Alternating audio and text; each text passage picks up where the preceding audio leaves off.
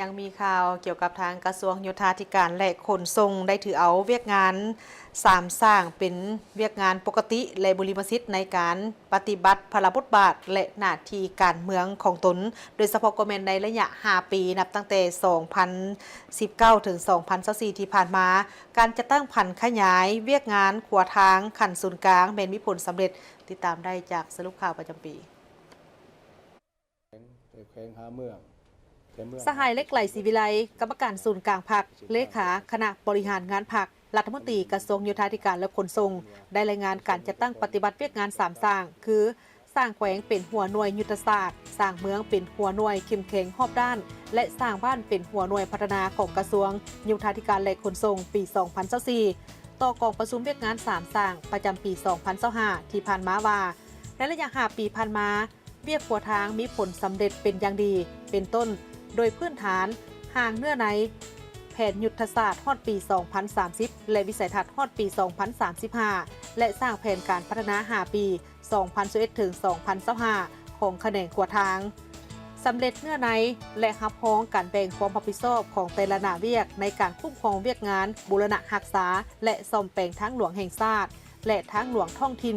กับแผนกโยธาธิการและขนส่งแขวงไซสมบูรณ์ตามดำรัสของรัฐบาลฉบับเลขที่414/ลบลงวันที่10 ธันวาคม 2019 สำเร็จการค้นคว้านำเสนอและรับพ้องดำรัสวาดด้วยเขตสงวนของทางหลวงฉบับเลขที่185/ลบลงวันที่20 มิถุนายน 2022 สำเร็จการค้นคว้าสร้างข้อตกลงวาดด้วยเขตสงวนของวงเวียนและทางหลวงอยู่เขตผู้ดอยที่มีพื้นที่สูงชันฉบับเลขที่32963/ยทพ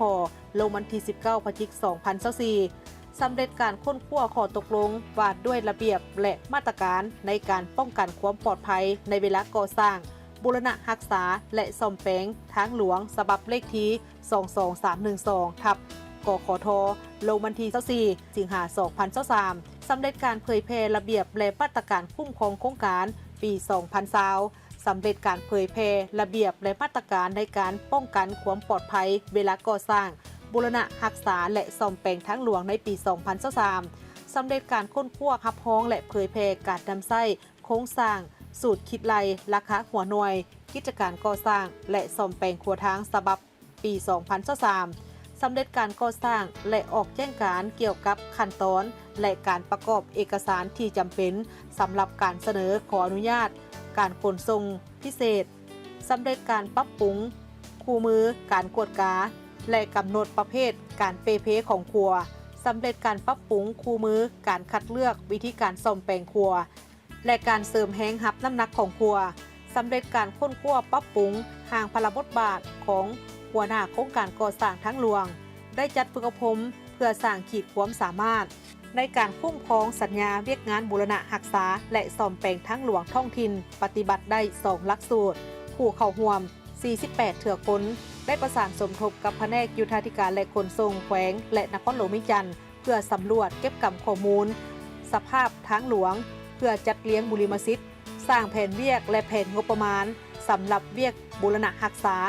และซ่อมแปลงทางหลวงโดยการนำใช้โปรแกรมและอื่นๆสนองงบประมาณห่วงกองทุนทางห่วง 20% ประจำปีเพื่อโอนให้แขวงและนครหลวงมิจันทร์เป็นผู้คุ้มครองในการจัดตั้งปฏิบัติสำเร็จการก่อสร้างโครงการซ่อมแปลงทางหลวงแห่งชาติ18 โครงการประจำอยู่แต่ละแขวงเพื่อคุ้มครองติดตามกวดกาและยั่งยืนการจัดตั้งปฏิบัติเวียกงานบูรณะรักษาและซ่อมแปลงปี 2022 ถึง 2024 จำนวน109 สัญญาความยาวของเส้นทางประมาณ 6,200 กิโลเมตรมูลค่าสัญญาทั้งหมดแมน 941.69 ตื้อกีบต่อ 3 ปีมีความคืบหน้าเฉลี่ย 85 ส่วนห้อยเคียงคู่กันนั่นสำหรับหน้าเวียกได้เพิ่มเข้าประกอบมี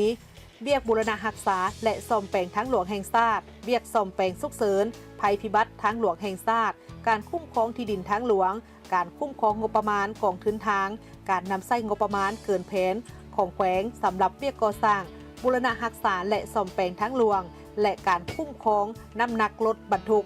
ยั่งยืนรับพ้องเอาการสำรวจออกแบบและประเมินมูลค่าโครงการก่อสร้างทางด่วนเส้นทางด่วนแต่บ่เต็นแขวงหลวงน้ำท้า หาห้วยทรายแขวงบ่อแก้วและทางด่วนนครหลวงวิจันทร์หาฮานอยส่วนที่1นครหลวงวิจันทร์หาบุรีคำไซยั่งยืนรับพอกเอาการสำรวจออกแบบและประเมินมูลค่าโครงการก่อสร้างทางหลวงแห่งชาติเป็นต้นทางหลวงแห่งชาติเลข12ขัวข้ามแม่น้ำของมิตรภาพลาวไทยแห่งที่6ขัวข้ามแม่น้ำของเสียงแมนหาหลวงพระบาง